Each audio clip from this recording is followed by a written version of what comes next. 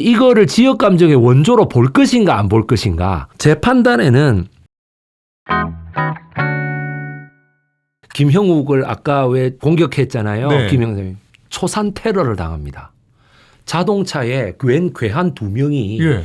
공업용 페인트 같은 통 있죠. 그걸로 막 김영삼 의원이 타고 있던 자동차에 부어버린 거야.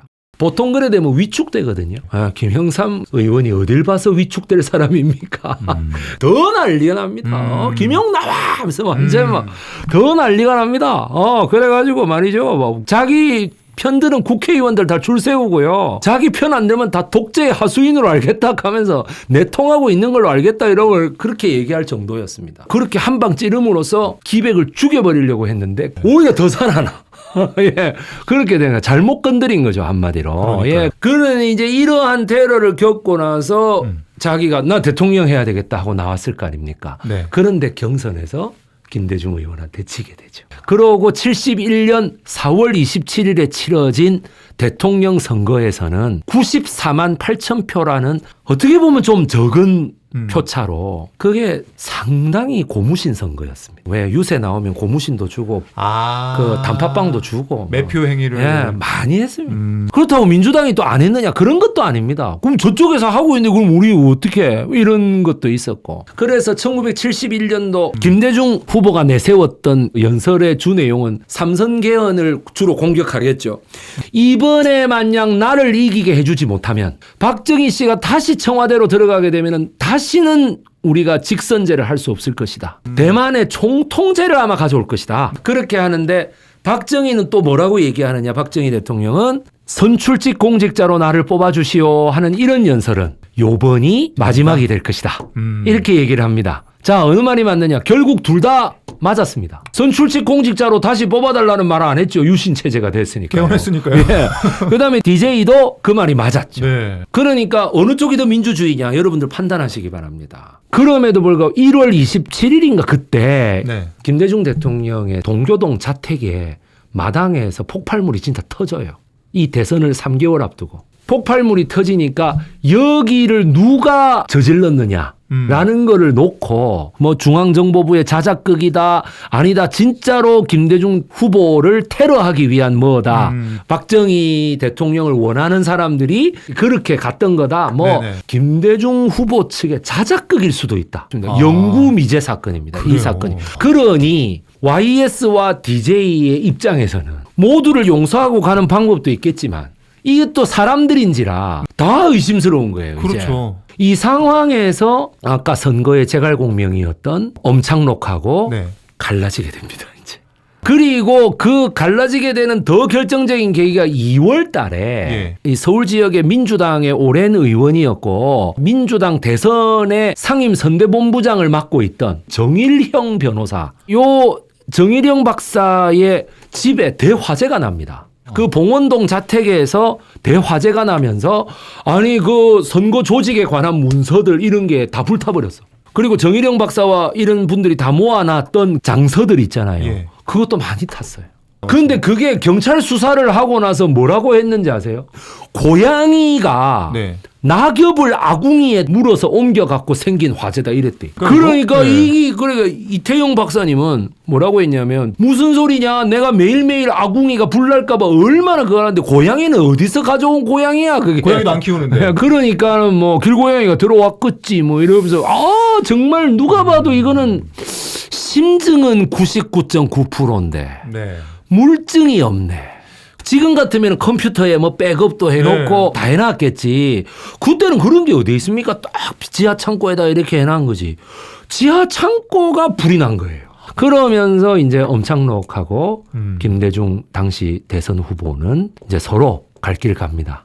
예, 그러면서 선거를 일주일 앞두고 4월 27일인데 4월 네. 21일 날 엄창록 씨가 행방불명이 됐다, 실종됐다라는 말을 듣게 됩니다. 속리산에 가 있었다라는 알리바이가 있어요. 그런데 몇 명이 와서 데려갔다고 엄창록의 부인이 김대중 대통령의 부인이었던 이희호 여사한테 네. 그렇게 얘기를 하거든. 그러니까 속리산 몇 사람이 데려갔으면 이거 중앙정보부 아니야? 이렇게 됐겠죠. 네. 심증만 있는 거예요. 그런데 4월 21일, 20일 그때부터 경상북도 전체에 이상한 플랜카드가 붙기 시작한다. 어떤 플랜카드? 경상도 정치인을 뽑자. 전라도 정치인이 뭐 경상도를 뭐 어쩌고 이런 소리가 막 이상한 네거티브 선거가 시작되는 겁니다. 그러면서 네. 뭐냐 하면은 96만 8천 표 차로 벌어지게 되죠. 자, 과연 이거를 지역 감정의 원조로 볼 것인가 안 볼 것인가 요런 거는 제 판단에는 사람이 일주일 동안 뭐 현수막 건다고 표심이 도대체 몇 표나 움직이겠습니까? 일주일은 좀 힘들 것 같은데. 좀 저는 그렇게 보거든요. 그런 벽보나 현수막이 등장했던 건 사실입니다. 그렇기 때문에 경상북도 지역에서 몰표가 나왔던 것도 사실입니다. 그러니 우리가 딱 요것 때문에 지역 감정이 됐다 이거보다도 1971년 선거를 세 번째 대통령 선거를 어떻게든 이기려고 공화당이 정말 어떤 짓까지 했을까 우리가 다 생각하면 상상이 될 수 있잖아요. 그리고 김대중 후보가 71년 선거 첫 번째 대선 도전에서 졌을 때 박정희 당시 대통령이 이 선거라는 거에 대해서 굉장히 회의감을 갖습니다. 그래서 유신 체제가 등장한 거죠. 그렇기 때문에 선거 이게 무슨 자, 7.4 남북 공동성명이 72년 7월 4일에 있었는데 72년 10월 달이 유신 아닙니까? 남북 통일을 위해서 한번 노력해보고 네. 바로 유신으로 간다? 이게 아무런 연관 없는 연속작용입니까? 대통령의 통치행위가 1년 단위로 그렇게 획획 바뀔 정도로 월 단위로 바뀔 정도로 그렇게 경거망동입니까? 다 계획적인 거예요. 다. 그러니까 이후락 중앙정보 주일 대사를 굳이 불러들여서 중앙정보부장에 앉혀서 김일성을 만나러 가게 하고 네. 남북 공동성명을 하게 하고 네. 그렇게 되면은 가장 박정희를 좀 싫어했던 사람들이 어떤 사람들인가요? 실향민들 아닙니까? 그렇죠. 북한에 고향을 둔 실향민들. 네. 왜? 방공이 국시라고 했으니까. 그러니까 어떻게 돼요? 그 사람들은 숨죽여 살았을 거 아니에요. 남북 공동성명 했을 때. 순간 어떻게 될까요? 정권을 지지할까요? 안 할까요? 그땐 지지하죠. 네, 그렇죠. 네. 그래서 이제 유신으로 갈 수 있는 거예요. 그 과정에서 김대중 대통령이 겪었던 일을 하면서 김대중 대 박정희, 김대중 대 전두환, 김대중 대 노태우, 김대중 대 김영삼, 그 다음에 또 김대중 대 이회창. 세상에 이렇게까지 하면서 자기 신념을 저버리지 않는 경우는 거의 없습니다. 왜냐 YS가 꺾였기 때문에. YS는 예. 중간에 바꿨죠. 저는 갈아탔죠. 여러분 부산 사람입니다. 예, 저는 어렸을 때부터 YS 옳다고 맨날 그런 교육받고 사는 사람이에요. 근데 역사를 객관적으로 보자고요. 이 킹메이커에 나오는 그 역할. 이성균 씨가 엄창록이기 때문에 6.8 선거에서 벌써 이겼을 때부터 공화당에서 와가지고 막 회유하는 걸로 나오거든요. 킹메이커의 많은 부분은 그냥 상상 속의 작품입니다. 이거 뭐 증거가 있는 건 아닙니다. 그러나 그걸 보면서 우리가 공감대를 형성할 수 있는 이유는 그만큼 안타깝기 때문이에요. 아, 우리 한국 사회에 정말 친일파 처단하지 못한 것도 첫 번째 질곡이고 예. 두 번째가 남북 분단이라서 김일성이라고 하는 이 나쁜 놈이 북한에서 그렇게 득세하게 된 것도 두 번째 질곡이고 네. 세 번째가 뭡니까? 이 망국적 지역 감정이라고 하는 것이 시작됐다라고 하는 거에 있어서 과연 엄창록의 작품인가? 김대중 선생에 대한 엄청난 배신감 때문에 네. 공화당을 위한 전략을 짜준 것인가? 그게 아니면 엄창록은 정말 아무런 혐의가 없고 공화당에서 누군가가 브레인으로서 해가지고 했던 것인가? 그런 것을 봤을 때 우리가 이 모든 것이 호남인들의 어떤 한스러운 정서 그것이 뭐로 나타났을까요? 동백아가씨를 부르는 거예요.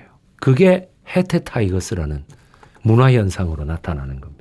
박정희 대통령은 개인적으로 동백아가씨의 팬이었어요. 그럼에도 불구하고 금지곡으로 했죠. 네. 그런데 이미자 이 가수는 1960년에 했던 모든 노래들이 네. 다 금지곡이 돼가지고 70년대 초반에 자기는 이제 더 이상 가수 안 하겠다고까지 했었어요. 아니 돈을 벌어야 되는데. 네. 생계가 그건데. 생겨야 그건데. 네. 더군다나 자기의 노래를 많이 지어주었던 작곡가 박춘석 씨도 네. 누구한테로 갔습니까? 그래서 패티 기임에게로 갔지 않습니까? 자 보십시오. 이미자 씨는 박춘석이 자기한테 왔을 때는 트로트를 합니다. 그런데 패티김한테 가면 고급 가요를 하잖아요. 장르가 완전히 다르죠. 네. 이러니 이미자 씨가 가수를 계속 하고 싶겠습니까? 그러니까 이미자 씨가 이렇게 나 안 할래 이랬는데 그게 71년 2년에 선마을 선생님의 대대적인 역주행이 이 이미자를 살린 거예요. 예, 그래서 호남인들의 그 애환, 뭔가 호남인들이 뭔가 정권에 소외받았다라고 하는 어떤 그런 거. 그 다음에 경부 고속도로가 나아질 때에 호남에는 고속도로가 없잖아요. 경상도에는 섬하고 이런 거 다리가 나아지는데 어떻게 돼? 호남에는 다리가 나아집니까? 여전히 연락선이에요. 이거에는 결국에는 무슨 가요가 나올 수밖에 없으니까 60년대에는 선마을 선생님 마지막에 어떻게 끝나죠? 서울엘랑 가지를 마오 떠나지 마오 이렇게 나올 수밖에 없죠. 그러고 아가씨가 히트를 치니까 네. 또 하나 이미자가 아가씨를 냅니다. 흑산도 아가씨. 맞아요. 검게 타버린 흑산도 아가씨 이렇게 되는 거거든요. 네. 예, 그러니까 그게 다 뭐냐면 다리가 있으면 그런 노래가 왜 나옵니까? 흑산도가 왜 검을 흑이냐? 이미자의 흑산도 아가씨가 최고의 해석입니다. 그리다가 검게 타버린 애간장이 검게 탔다예요. 이런 정서들이 김대중 대통령을 바랐던 마음, 그 다음에 혜태 타이거스를 응원하는 마음에 이런 것들 전부 다 응원가로 불려졌던 거예요. 바로 DJ라고 하는 정치인으로서 대명사가 되는 것 같지만 그 안에는 이런 노래들이 불려지고 있다라고 하는 겁니다. 네. 정치학 교과서보다 술 한 잔 드시면 호남인들이 나오는 이 노래들이 훨씬 더 진심을 담고 있습니다. 그 노래 속에 담긴 시대상을 오늘도 제대로 엿볼 수 있었습니다.